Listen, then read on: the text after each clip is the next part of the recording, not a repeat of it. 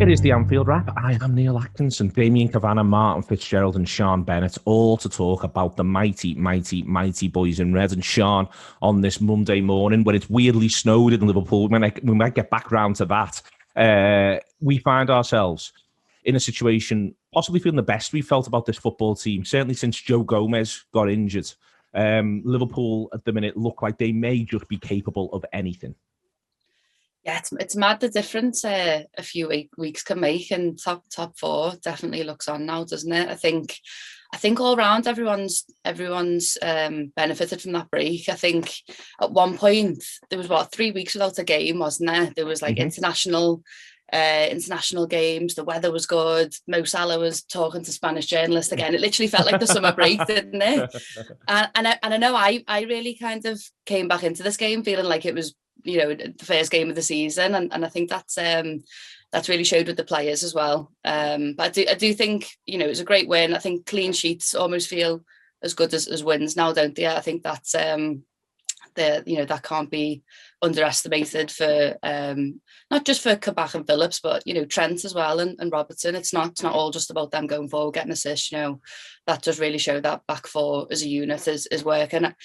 I do feel like Arsenal were really poor. I think Liverpool were good and better, but for the talk before the game of all of the attacking options they had, they were just non-existent. They did not turn up, to the point where there was a point in the first half where I was thinking, God, even Arsenal are following this blueprint now of just we'll soak up your pressure for 70 minutes and then we'll nick a goal.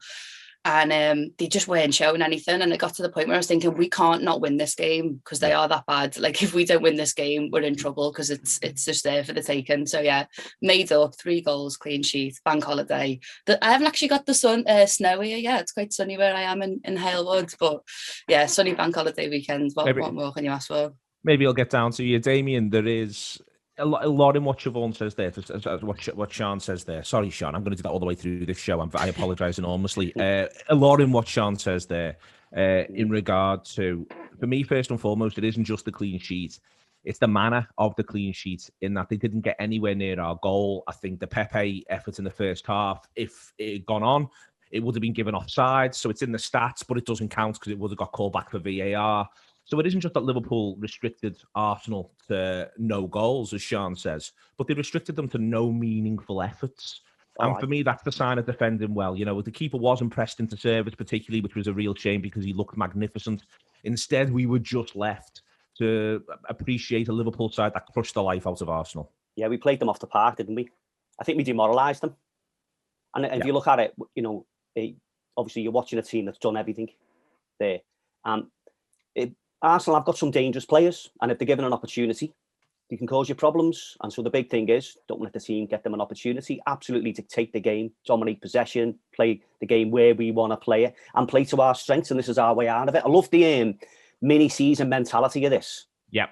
Final little quarter, let's attack this. Okay, here we are. We didn't expect to land here. We don't want to be here, but we're in the quarterfinals of the big cup, and we've got 8 games to go after this one. So, we smashed Arsenal.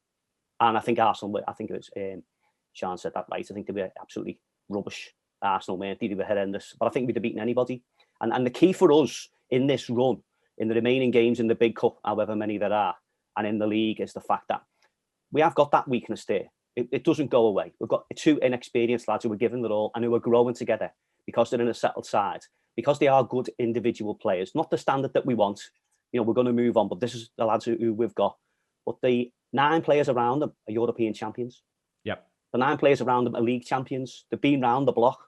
So we've got 9/11ths of an unbeatable team. So play to the strengths of those, and it will beat 9 teams out of 10. And we've been misfiring because of various injuries and things. But we've got key components back, with Fabinho in the middle, a little bit of rhythm together of the 2 centre backs, people, with confidence and the bit between the teeth, and defined goal of let's enjoy the ride in the big cup, and let's make sure we're in it again next year.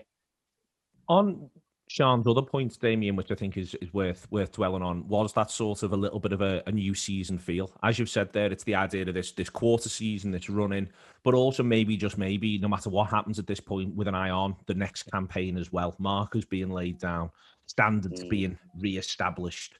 all the stuff around. That's one of the things I thought I was seeing from Liverpool. One of the things, I watched the match, and as it was going on, I was thinking, what, do Arsenal think to get near us next season? Like, they're quite near us now, but do they really think, if you supported Arsenal, if you played for Arsenal, if you were Mikel Arteta, you'd be coming away from that game going, we are absolute leagues beneath these. Oh, yeah. Yeah, and it's about re-establishing. It's a statement, isn't it? A statement performance of saying, okay, look, everything that could have gone wrong has gone wrong. We put our heart and soul into a few seasons here and achieved everything. It's going to take something out of you. So it's the way you react to that adversity and the way back. And there's no doubt in my mind that with an even breaker look and, just a standard performance in the way that we've been in the transfer market and players and whatever have you, there's 2 teams going for the league title next season. It's Liverpool and Man City, and the rest are playing for 3rd and 4th. That's how I feel about it. I'm not just saying it because I wish that's the case. Yeah. I just look at the evidence of what I can see in front of me. This management team, these players, this energy, and they're wounded.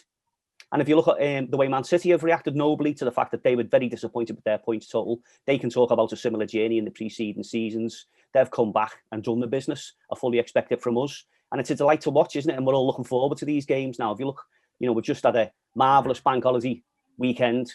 You've got the dream tie, Real Madrid at any time in your life, never mind the circumstance, whatever. Everyone wants to play Real Madrid in the last 8 of the big cup. That's what you're in it for, isn't it? Dare to dream. That's what. And if you go out to one of the big names in world football and all that caper, and then you've got these. All of a sudden, these games look winnable, don't they? And the 2 league games we've got in tandem with the 2 Champions League games of Villa at home and Leeds away. Fair play to both of them. They can be difficult on the day. We get 6 points and we get past Real Madrid. We'll probably be in the top 4 and in the last 4 of the big cup. We've got everything to play for. I'm really excited about it. It was, Martin, all about Liverpool turning the screw. And it's been a long time since we smothered a team like that. We absolutely do not let them escape. They have a little foray just after the break. They have a little period, I think, just before the break where they're at least allowed to kick the ball in Liverpool's half to a certain extent. But apart from that, everything Liverpool do, up to and including the substitution to introduce Diogo Jota, is all about Liverpool turning the screw on Arsenal. Yeah, I thought we were great from the first minute, really dominant. I don't know if Arsenal were poor or we were good. I think that says as much about what we've been through as a fan base, that if we're that dominant, there's a part of us that assumes that someone else must be really bad. I actually think we were just really good. It didn't really look like scoring, if I'm being honest, for the first half. It was very similar to the West Ham game where we were sort of dominant for long periods and you thought you would just eventually tire them out, and then he makes a substitution, and from there on in, that's the game. So I thought it was really impressive. I think what this mini season's all about. For me is, obviously there's a top 4 to play for, there's European Cup, but it's really about putting that run of form into the past and putting it firmly into the past, so that those players recognise not only was that not good enough, but it just doesn't happen again. So to me, that's what it's about. It's about rebuilding something to take you on for next season, season after that. And that really is about looking at those games like Brighton, Fulham, Burnley, and just saying there's something wrong there. A combination of injuries, a combination of possibly mentality, and we've turned a corner from that.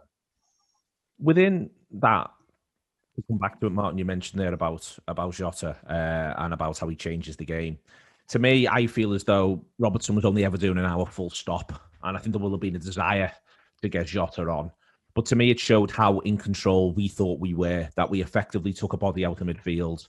I mean, Firmino works. They all work. This isn't about whether or not they work. But Liverpool go from a bit of the established sort of 4-3-3 to effectively having 4 forwards all on the pitch at the same time. And I think that's because he could do that with a lot of confidence because of the platform. As you said, they didn't look like they would, they weren't quite kicking the door down. Milner maybe should score first half, but they weren't quite kicking the door down. But the one thing that he's got certainty that they're running the game, and that allowed him the manoeuvre to do Jota in the way in which he did. Yeah, and there's something about Jota which is so different to the other 3 in that, he obviously works hard, but you don't really notice that. He just scores goals.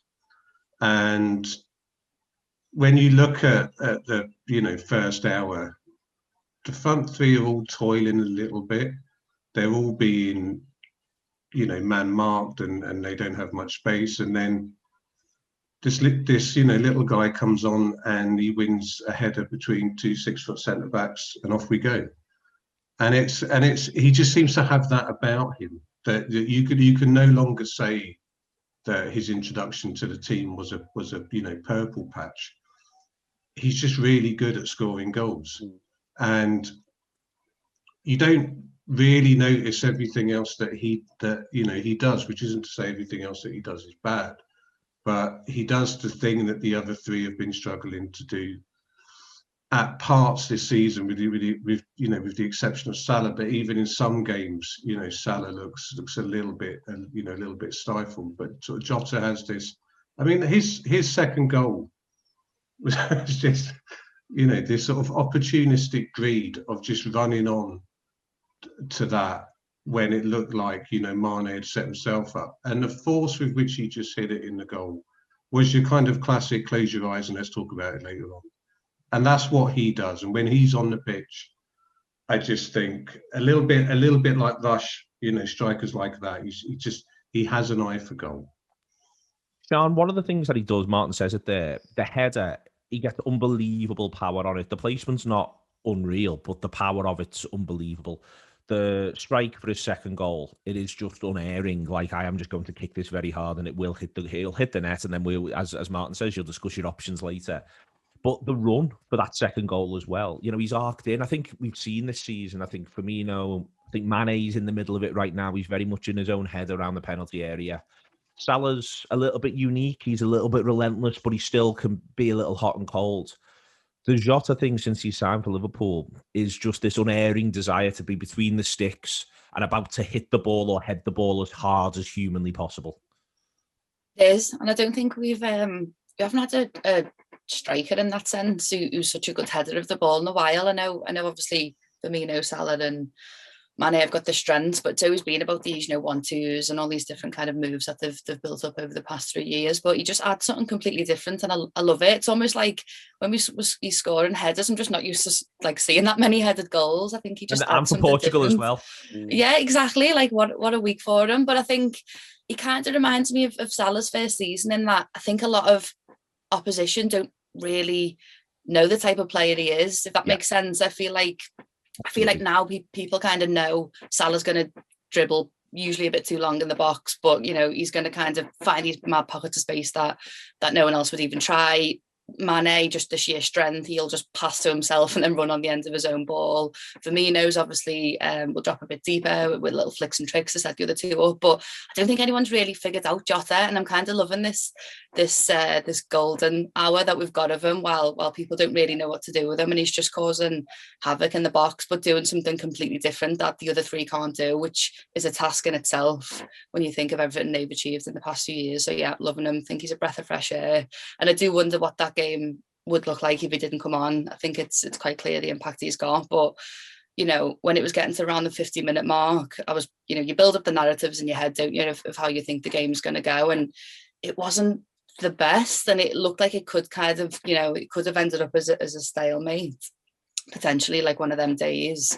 And it's just like he came on and just changed the whole team, and I think there's two players really that we now know can do that, Jota and Fabinho, and it's like they're on the pitch with Champions League winners and world-class players already, but them two players have the power to make all of them world-class players even better without you really noticing it. I noticed Salah, Mane, they were all just hungrier for the goal as soon as he came on, and maybe there's a bit of welcome competition between all them four now, which I think they'll all only benefit from. They will benefit from that.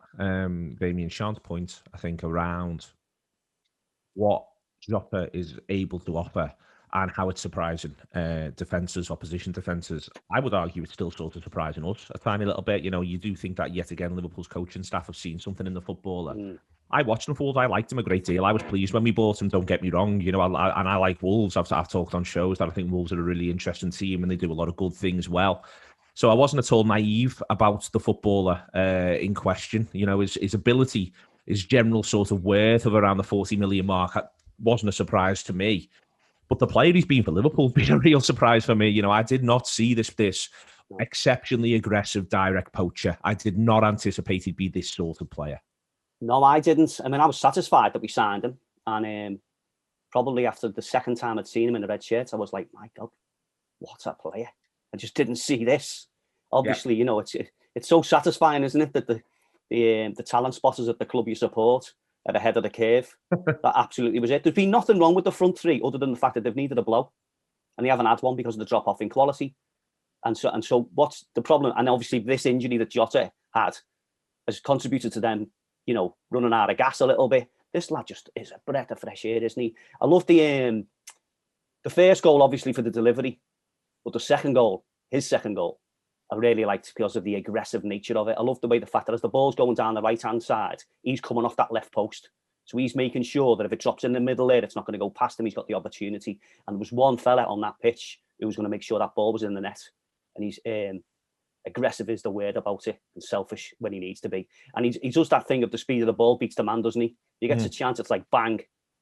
You know, so what a fabulous player. I think he's going to go down as a bargain, this fella. It's 40 odd million quid. It's absolutely sensational. And it is about having another option. So the teams that you play against will have a settled side. If you've got a settled side, it means that you're in a good rhythm, but it also gives the opposition a chance to look at you and see what's coming. Now, because you know what's coming, doesn't mean you can always defend it. But it makes it's forewarned, is forearmed, isn't it? So here's this new lad on the block. And how do you legislate for all four of them? You know, we've just got too many attacking options. You know, so we've got the fullbacks who can bomb up and down. Then we've got these three marvellous forwards. Then we've got and then Jota comes along and, you know, here's some sugar on top. It's just relentless. I'm sure he's surprised how well it's gone. Sometimes you just get in life, you just end up in the right place at the right time, and you think this is going to go well for us, and it's gone even better than that. And I don't see it stopping. I think he's got genuine quality, and I think he's someone we can be really confident about. And as Liverpool move on and move one of those front three on at some point when they do, we already know we've got one replacement in. Fabulous, absolutely sensational signing, and I don't see the goal run stopping. I just think he's going to be a key player in us getting back into the top four this season.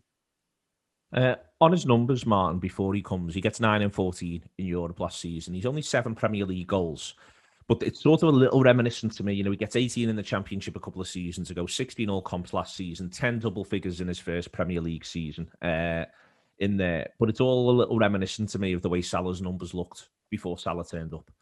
And then all of a sudden, it was as though Liverpool have seen something there in Salah. And he kicks on from there, and that's what you're seeing now with Jota. You don't see where the goals dry up, in all honesty. Yeah, and I think you have to remember at Wolves that he's playing second fiddle to Jimenez, whereas for Liverpool, he's a big threat down the middle.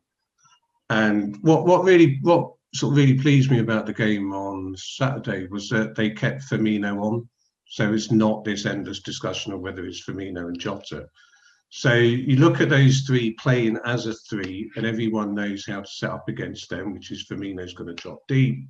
So let's make sure the two on the wing don't get that much space. You add Jota to that, and it's the missing ingredient, I think. So I think you can look at the Wolves number. The numbers for Wolves similar to Salah, and you can think, well, there was something there. But I think it's more about what was missing at Liverpool, which sounds, weird because we won the league by such a distance last year, but we never really had a poacher and we never really had a threat down the middle. So if you took the view that, Mane and Salah were going to get stifled or they were going to be off form, wouldn't it be great to just have this guy that just runs around and kind of plays on his own? And that's the thing I like about him coming on and leaving the other three on, is that those three are almost tied to each other. They constantly have each other in their minds when they're playing, where Jota just comes on and it's like he's playing on his own a little bit in a good way, which probably explains why he's getting the numbers that he is, because he just has a bit more freedom because he's not used to playing amongst with the other players. So he just does the simple thing, which is spends a lot of time in the box and kicks the ball really hard. Who knew? Who knew indeed? We'll chat in a second about the midfield and how that helps strangle Arsenal. Before then, if you haven't subscribed to the Anfield Wrap yet, please do consider doing so. On Saturday, everything we did after the match was in person. The post-match pint on video, the Pink as our post-match podcast, and we did a post-match AFQ, all in person. And we're going to be doing that from now until the end of the season, unless circumstances change in the wider picture. Coming up, we've also got the Under the Lights Champions League preview show, Managing Madrid podcast to tell us all about Madrid. Graham Hunter will be on tomorrow as well. And then there will be all the post-match reaction that you need from the city centre in the office after Liverpool hopefully get a good result against Real Madrid. So if you go to the AnfieldWrap.com/subscribe, then there you can subscribe to the Anfield Wrap. You can download the app from the Google Play Store or the Apple Play Store. I never know the names, to be honest with you. It's one of the many ways in which I am becoming an old man. But you've got it on your phone and you can sort all of that out. Download the app from those places and just check everything out that we're doing post-match. It should be a belter after Real Madrid. Part of the reason why we're all bouncing going into Real Madrid, Sian. You mentioned Fabinho before. I feel as though you actually got to see, I think thus far, I think it's been very much when Fabinho's played in midfield, it's been a massive relief Fabinho's in midfield. I thought there was a lovely little double act going on between Fabinho and Thiago over the course of the 90 minutes, where Fabinho is so important to that. He helps Thiago play a little bit higher, but you got to see them interchange. And I felt as though they both really ran the show, and they were one of the reasons the manager was confident enough to go with 4 forwards and James Milner at left back. It is, and I think Thiago's only going to benefit more from this, isn't it? I found myself kind of watching Thiago the whole game in some previous games, thinking, "Come on, just show us like what it is that we signed you for." But I think ultimately, in hindsight, this setup just wasn't really right for him to be coming into that role. Whereas I think, look, if you think about it, if we do go 4-2-3-1 in a few more games, if you've got Fabinho and Thiago with Jota, Mane, Salah, Firmino in front of them, it's can only be good things, can't it? But as I said before, I think the reason we value players like Van Dijk so much is that they're not just world class in their own right. They can really transform the team around them, and I do honestly believe that Fabinho is another one of them players, and I'm also starting to think Jota is kind of in that bracket where they don't just come on and play their own game; they can actually lift everyone around them. And I think, Fabinho is going to unlock the sides to Thiago, I think, that we haven't seen so far. And he's just, he reminds me of what's that, the spider stage at Glastonbury Arcadia. It's like his legs just kind of pop out and pick up anything, isn't it? It's mad. Just on the idea of unlocking, Sian, I think there, for instance, I don't think it's any coincidence that as Thiago plays on the right-hand side, Fabinho interchanges with him.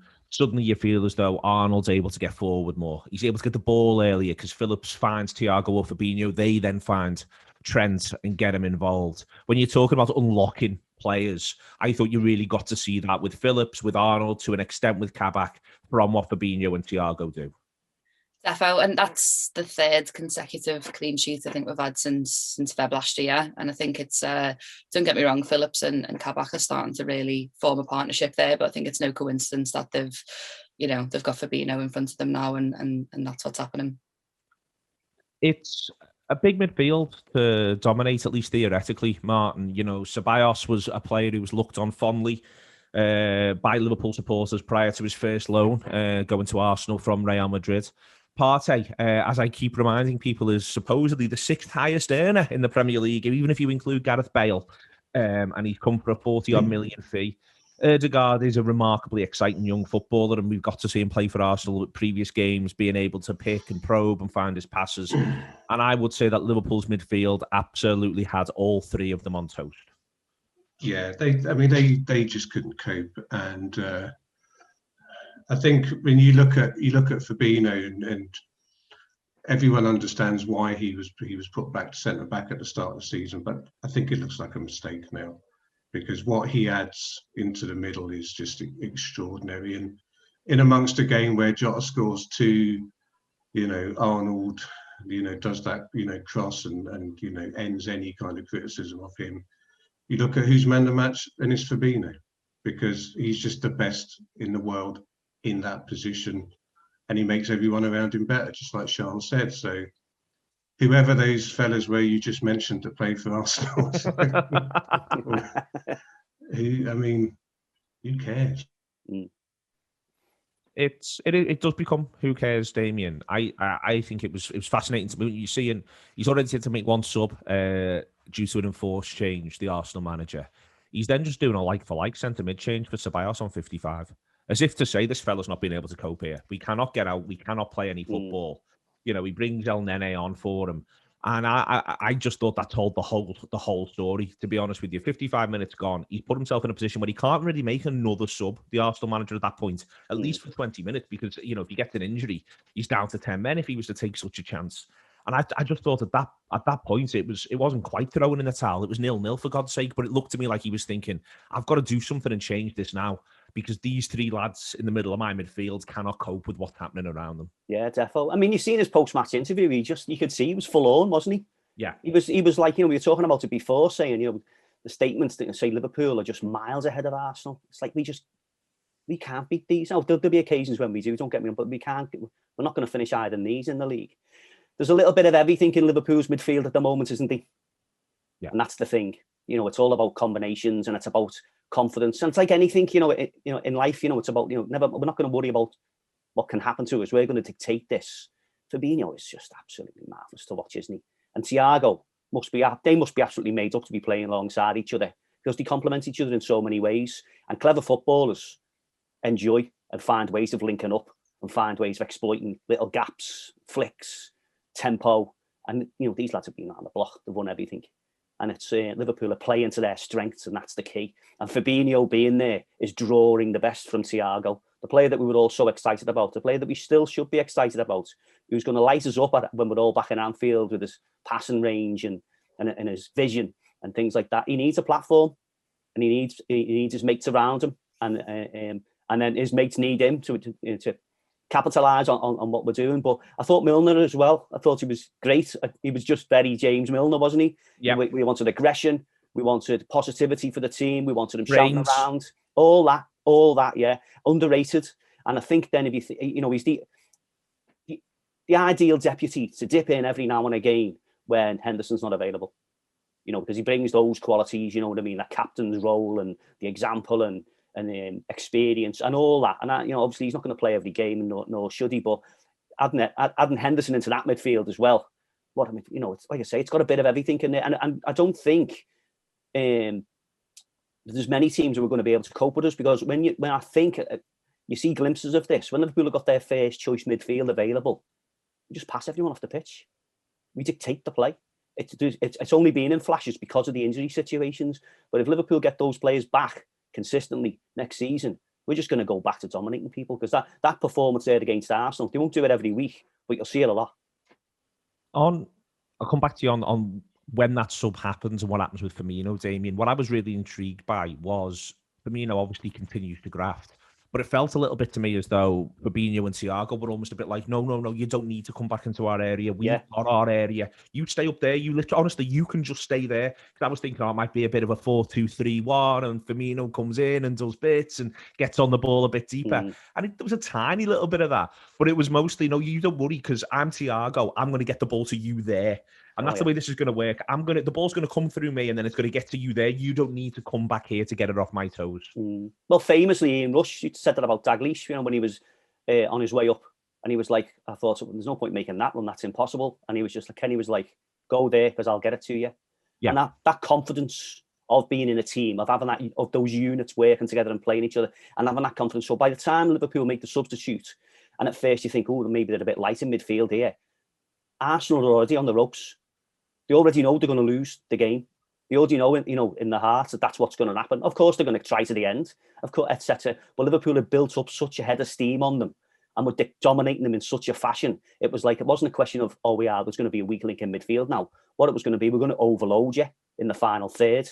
This is the. I love the way Jurgen managed the substitute situation, keeping Wijnaldum back, keeping Jota back, and then making a plan quite clearly for Robertson to make sure that the energy of those other players contributed to being able to dominate Arsenal. Because if you put those lads all on from the start and played them all for 90 minutes, it might not have happened. So he was cute with the way he used that, and then allowed them all to play to the positive best. And that midfield, like you say there, the confidence you've got like Fabinho and Thiago, and saying, listen, don't worry about this area of the pitch, we'll box this, and they can, and they do. It always feels a little bit to me as though the side skews a certain way, Sian. And what's happened since there's been a shift at the back is that the conversation has skewed more towards Phillips in a bit of a sort of a cult hero status, which may, in a sense, be doing him a disservice. But to dwell on a centre-back partner who has a little bit, I think, fewer players around him. Fabinho pulls right, Thiago pulls right, Trent's there, Firmino even pulls right, Salah's on the right-hand side for Phillips. When you play on that left-hand side, it is normally Big Virgil, normally Wijnaldum, Robertson and Mane, and they're left to deal with all of that. I thought Kabak looked so relaxed, so unhurried, just so in command of everything that was around him. I thought he was quietly absolutely excellent. He was, and I think that's the longest centre-back pairing we've had so far this season now, and you're really starting to which is mad to say, but we're really starting to see it, and I think the confidence is mad, isn't it? I didn't realise how young he was when he signed. He's only 20, isn't he? He's even younger than Trent, and he's coming in as the main centre-back now. But I think I don't know if this shows how good Kabak's been or how bad Arsenal were, but the fact that we're subbing off our 6th choice emergency purchase centre-back to rest his legs for Madrid is just a mad situation to be in. But I think it shows, we need him for this Madrid game because he is that in form. And I think what I really like about him is that he's and I know he's publicly said he's a big fan of Van Dijk, and I'm not saying he tries to model his whole game off him, but he does kind of he is kind of picking balls out to the wing, and he does kind of do them the mad Matip runs where he'll just dribble to the halfway line, but he's not afraid to get the ball out. And I think when I think back on the defensive problems we've had this season, I actually don't know if it's really come down to that bad defending. I think it's just they haven't been able to play in that system that we've finessed for the past 3 years, and that does really depend on getting the ball out from the back quick. But I really see that in Kabak in his game. I know Phillips has got different strengths, which again I think that's why they are a good partnership. And Nat Phillips heading a ball is a sight to be seen, isn't it? He always seems everywhere when there's a aerial duel in question. But I think they complement each other, and I really like. I actually do think Kabak is a shout for keeping that deal on and buying him at the end of the season, because for a 20-year-old lad who's a Turkish international, he was playing all through the international break and coming in at that age and not just filling a gap anymore. I do feel like he's making a difference in games is an exciting thing to see. I think he is making a difference, Martin, and I think I'm enjoying watching him grow. Game by game, and I think you can say the same with Phillips as well to an extent. And I think, for instance, the way Phillips has passed the ball forward with confidence has increased through this run. You've got to see him ping it forward vertically and pick a man out. But you're watching Kabak, I think, feel as though no, this is the place I'm meant to be. I'm meant to be doing this. I'm this footballer. I mean, I'm all about this partnership. So, I think they should go into business together when this finishes. They should have a spin-off show when Van Dijk comes back. Get it on Netflix. I'd watch these two do anything. I love them. I think they're genuinely. I really love them. He's so laid back, Kabak, which I like. And Phillips. I mean, yeah, it was bad that Arnold didn't get picked, but it was worse that Phillips didn't get picked for England. I mean, get him in there.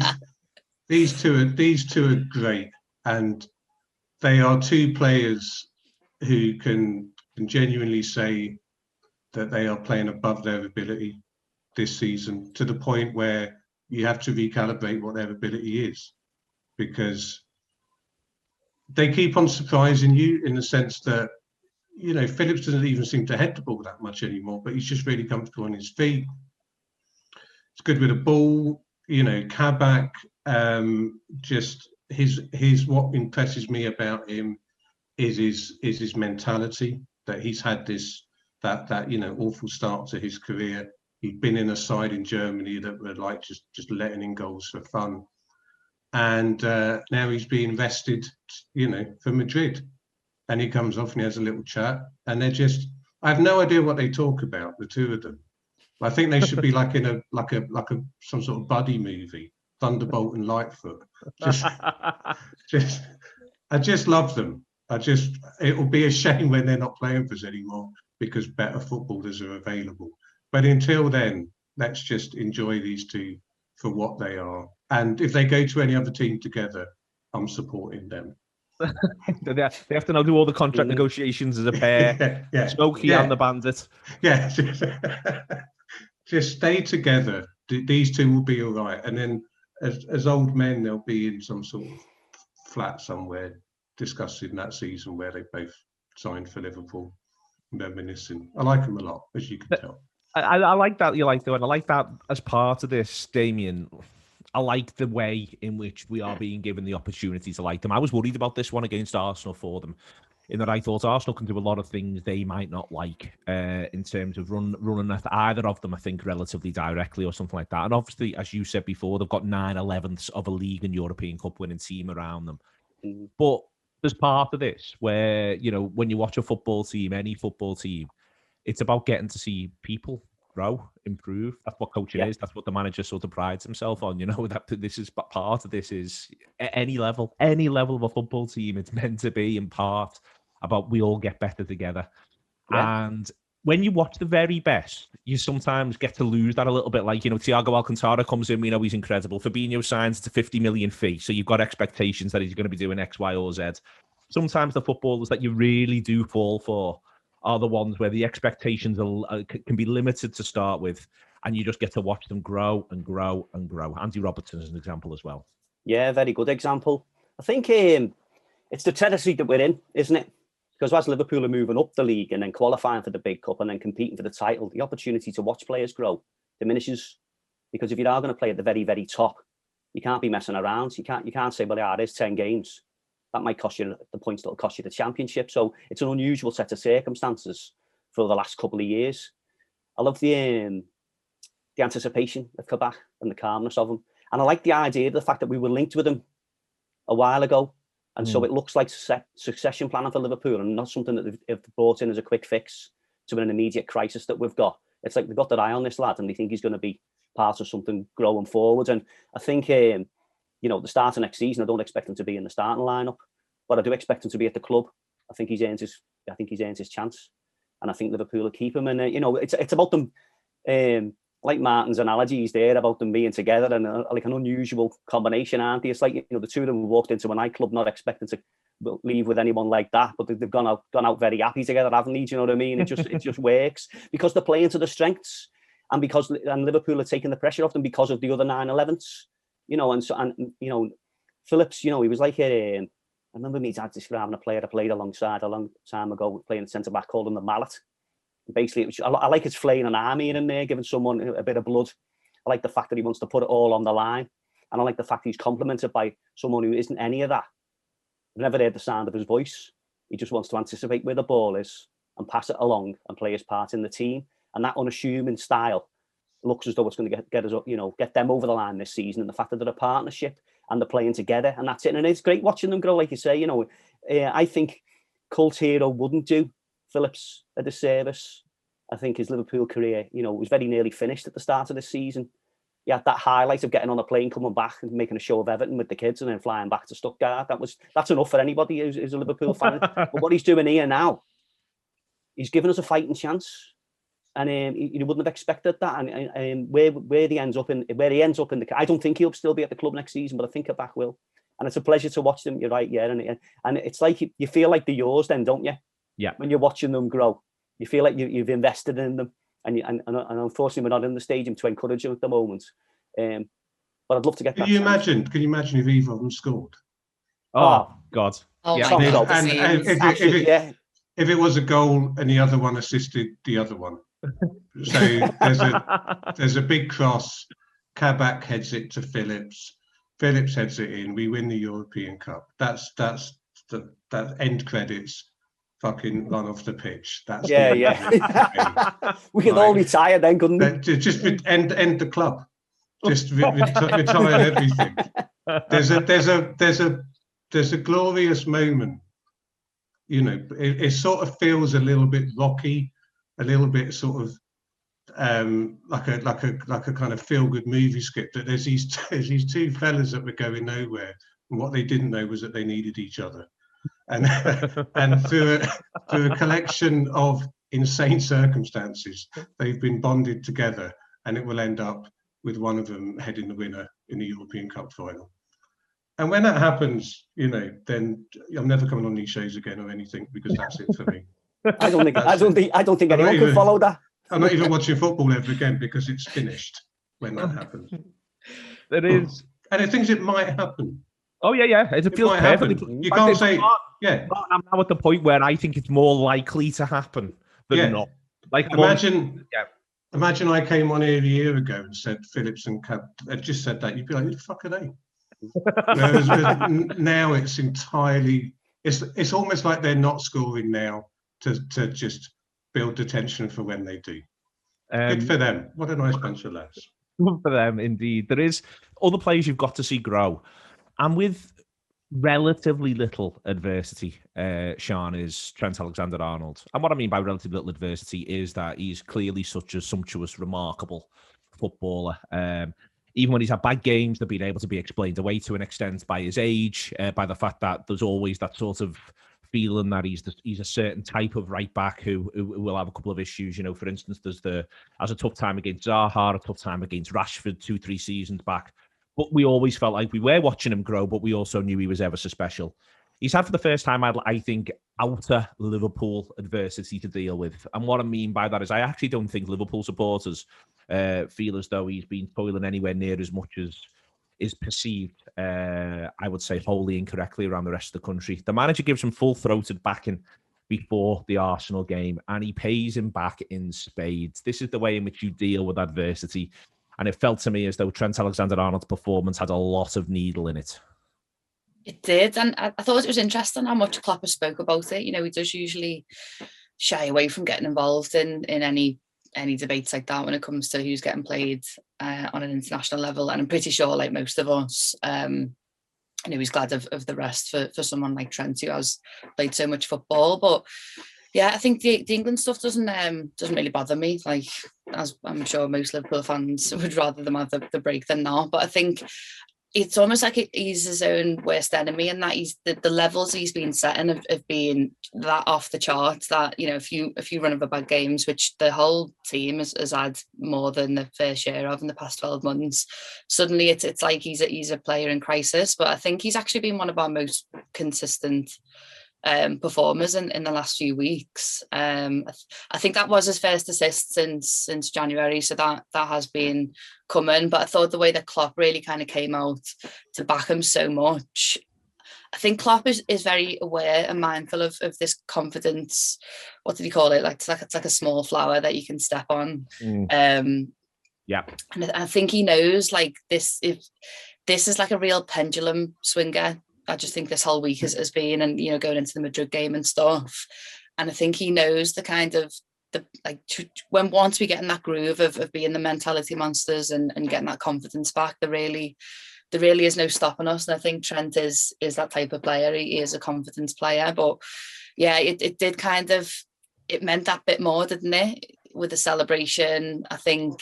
And the celebration was great, wasn't it, Sian? The celebration was great.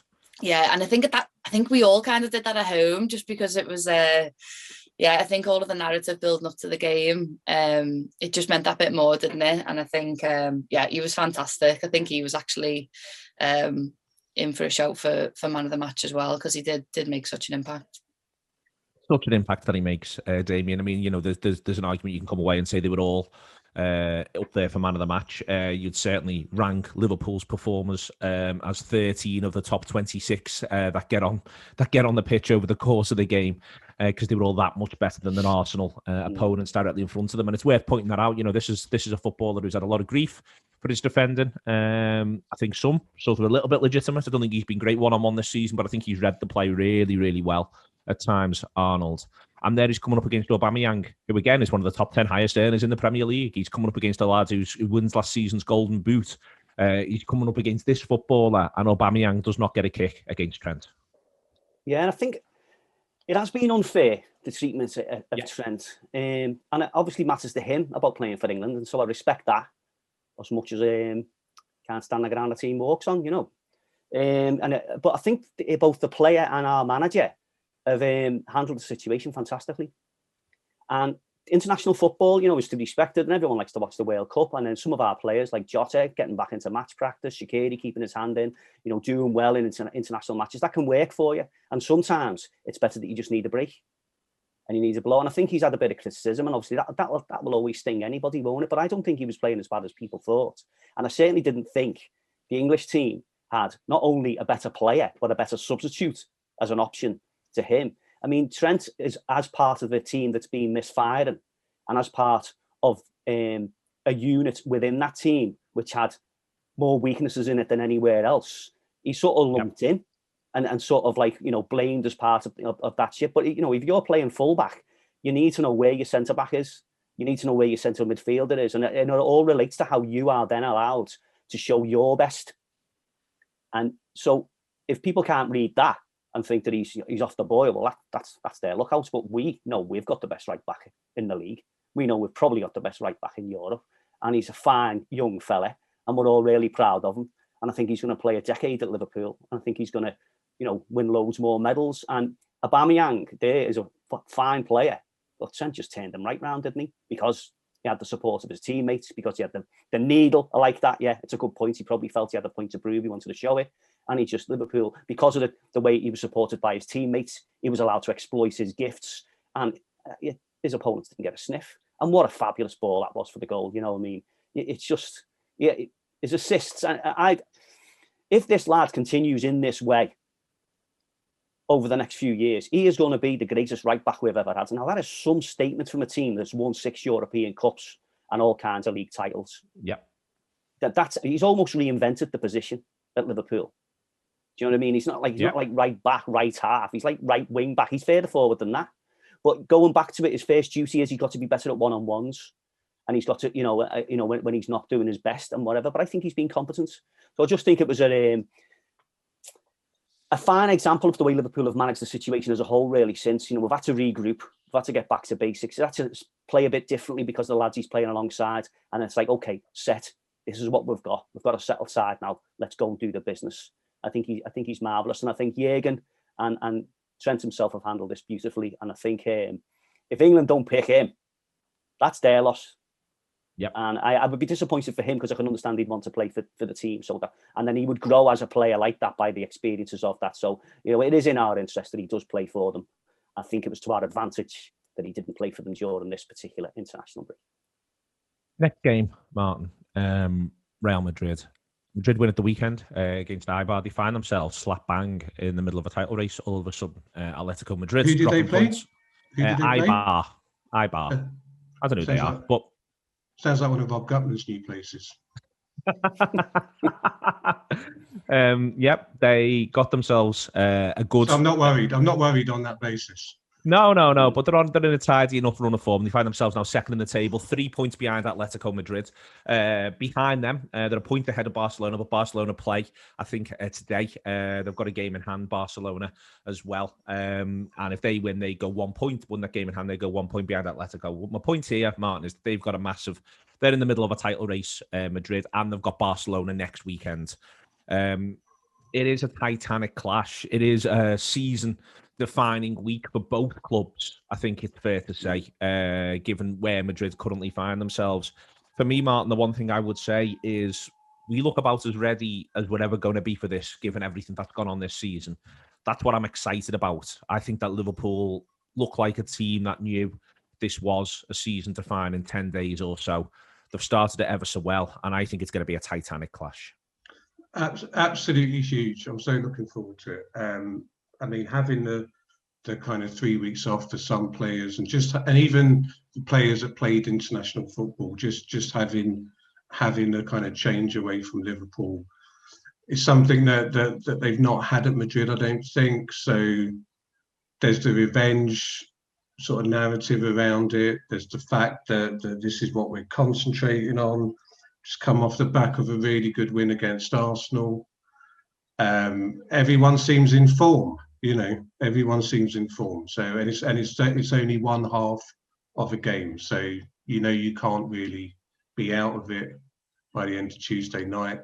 I'm not worried about Madrid at all because I don't really pay much attention to European football or anything like that. So to me, they're just a name, and it's a big name, and it's the sort of name that excites, that I would imagine excites the players. And what better, opportunity to show people, how good you are. And that's been a strange thing about this season. It's the games against the Burnleys, the Brightons, and the Fulhams where we've let ourselves down. We've often played well against better opposition. Just on the Arnold thing, I know you finished that, but the idea that anyone has the opportunity to pick Trent Alexander-Arnold and doesn't is a fucking nonsense, right? And what annoys me about, or the only little bit that annoys me about what happened at the weekend is that prick, when he's buttoning up his waistcoat, is going to be thinking that was him that did that. That was his psychology at work, and he delivered that cross. And it's like, fuck off, did you? Right, so they're great footballers. They're footballers and they're superstars. And Trent Alexander-Arnold is a superstar. And so Madrid, they'll be looking at the tapes. Do they still have tapes? Probably not. They'll be streaming or something. They'll have it on the Skybox, won't they? And they'll be looking at Arsenal, Liverpool, and they won't be looking forward to it. They won't be looking forward to it. And I think this is the thing, Sian, is Liverpool, what they do against Arsenal is, as we've talked about all the way through, they're horrible to play against. They give you no space. It's very, very difficult to get out.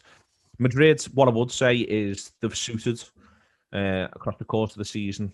Tight affairs, intense games. It's part of, they've been very machine-like, very rarely inspired from what I see, but they're able to move through the gears a little bit. They have got Eden Hazard, who is a really good footballer who turns into peak Maradona when he faces us.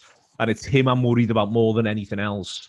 There is, for me, Hazard hasn't had a good time there, it's fair to say, but Madrid might be shocked about what comes next if he gets his Chelsea form against us in.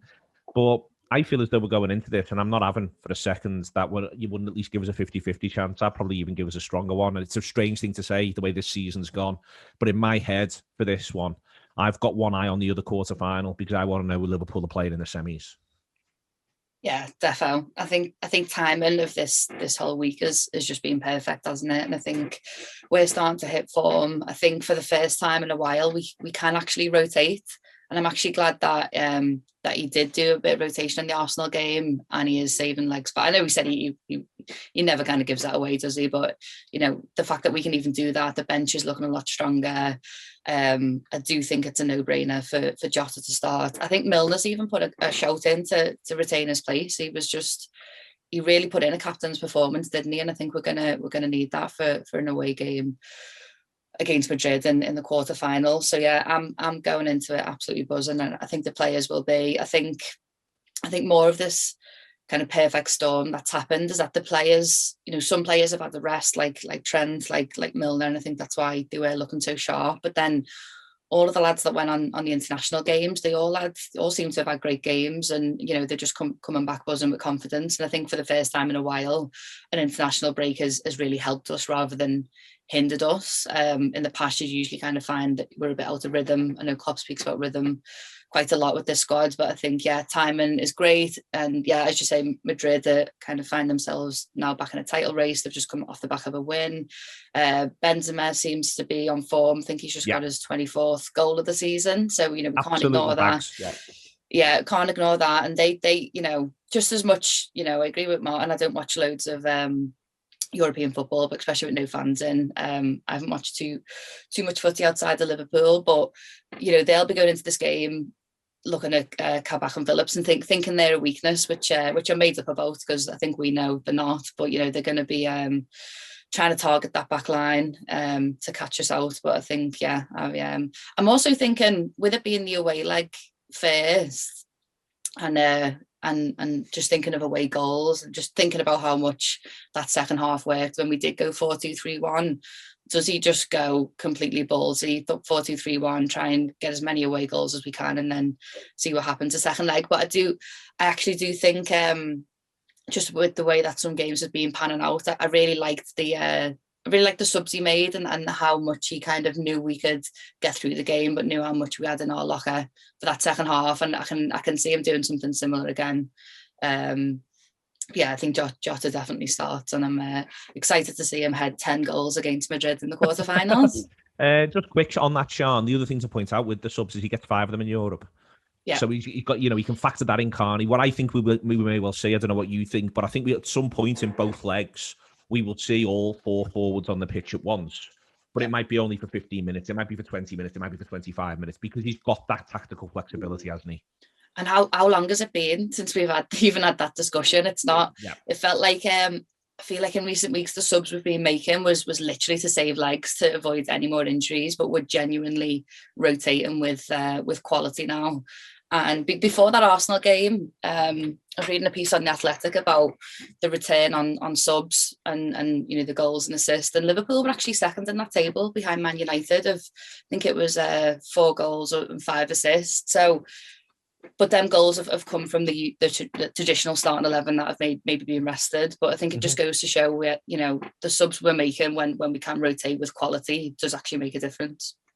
It does make a difference, Damian. I'm expecting to see that. Do you think it'll be Jota in, Wijnaldum in, Milner out? Who's your other one out? Firmino? I think Firmino. I think Wijnaldum will play.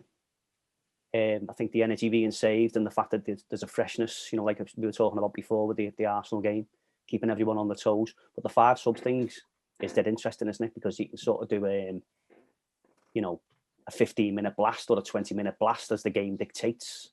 I don't think we should go gung-ho too quickly. I really like some of the Real Madrid forwards. Eden Hazard's like kryptonite to us, isn't he? In all my time watching Liverpool, I'm trying to think of a player who just did us so much damage so often. He's never done it on a Tuesday night against Nat Phillips, though. No. Well, and hopefully that's still the case. And this is it, isn't it? This is it. But equally, he's not playing in the same team anymore. Yeah. And if he's not having a good time, you can't. Anything could happen there. So I know I do respect him. And I think he's a fine player to watch. A player I would have enjoyed us signing. But it's about us playing to our strengths again, isn't it? You've got to look at it in a different context now because there's no fans. And Anfield would be absolutely incredible, wouldn't it, for the second leg? But we can't sort of bank on that now. So I think let's go there and beat them in the first leg. And I think that's what our mentality will be. I think it's like, what have we got to be scared of? And they are, in a title race in Spain, but I don't think they're going to win that league. And I don't think this is the best version of Real Madrid. I haven't got any revenge in mind here. No, I'm not bothered. No, but basically, because I thought Kiev, and we were all saying at the time, Kiev was not an ending point of a journey. Kiev was quite clearly a stepping stone on the journey that we were on. And then we went on to win the big cup. We went on to win the league. We went on to be champions of the world. Real Madrid were part of that. We had to learn a bit more savvy. We picked up stuff from them. All those things to get at that. And I think that's the way Jürgen, being a positive guy, looked at it in that manner. And this bunch of players look at it in that manner. And it's like, sounds, I took a lesson off you and we went past you. And I think at this point in time, I don't think we could be in any better shape at any point in time, given the circumstances of the season, to play Real Madrid.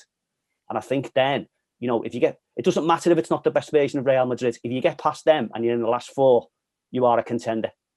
No maybe about it. And the confidence that should be coursing through the players' veins and, the way everyone associated with the club, that we've given ourselves every chance of a positive outcome in this tie. And if we get past it, sky's the limit. And we've got every chance. And so I think we've got great players in great form. The 2 centre-backs there are doing as well as we could ask. Get the other 9-11s on there. And then the bench. And Jürgen made the point, didn't he, after the match, talking about he was impressed with Oxlade and Shaq and Naby, as if he wanted to, wanted to pay a little bit of credit for them there. Said he was a little bit unlucky not to be in the team. So I think he's going to use over these ties. I think you'll see him use 5 substitutes. He'll keep the energy levels up. I think he really will do it.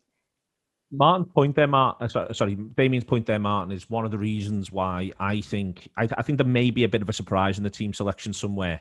In that I think the manager will be thinking there's 180 minutes and I've got 14, 15, 16 players who I envisage will take part in this 180 minutes all the way through in these 2 ties. There's an Aston Villa game in the middle. where, now because of the way the results are broken, Liverpool would be irresponsible if they follow my advice of just follow the magic. Liverpool have got to look at that league table all of a sudden, and they have got to take it more seriously than maybe they would have done if Chelsea got the win you expect against West Bromwich Albion.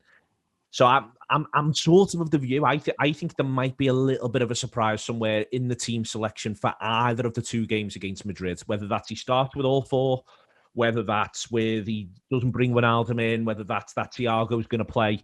He's going to ask Thiago to come off the bench and have a big second half, give him the whole of a half or something. With the 5 subs, I just think there might be a surprise in there somewhere. Yeah, I wouldn't be surprised if Jota didn't start. I wouldn't be surprised. Nor would I.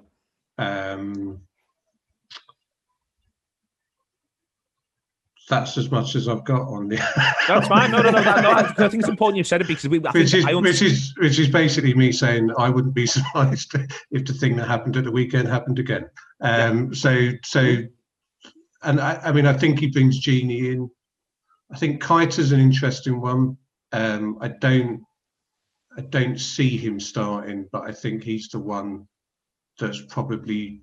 I think he's the one that does to the midfield what Jota does to the forward line. Is just adds something different. I think we could be getting half an hour of Naby Keita. Yeah. I think with Wijnaldum, I think he might tell him to do 90 minutes running in 60. And then it wouldn't surprise me if we got half an hour of Naby Keita and then something happens maybe where Thiago only gets about 70. I think Fabinho, Salah, the 2 centre-halves, the goalkeeper, the 2 full-backs, I feel like they're all getting 90 minutes, unless it's going brilliantly, at which point one of the full-backs might get a little bit of a rest. But I don't think we'll be fortunate enough to be that. But I feel everything else, it feels like there's a bit of a moving part for me, Martin, where he'll have his in his own head, his matrix of options that he might call on.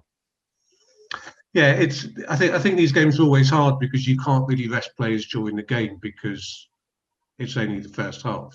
Yeah, and you can be 4-0 up, but you wouldn't want to concede 1 or 2 in the last 10 minutes because it changes the dynamic of the next game. So I think he goes full pelt, but as you say, what that might mean is that some players go full pelt for an hour and get replaced by some more full pelt for half an hour. Yeah. And I think it depends on where the game is. I mean, he'll be looking for away goals. And it might be this, and he'll also be looking, even though there's no fans there, to probably get to 15, 20 with them relatively quiet. And I wouldn't be surprised if we exploded again in the last half an hour. Okay, we're going to win. Martin first. 100%. Yeah, Damian.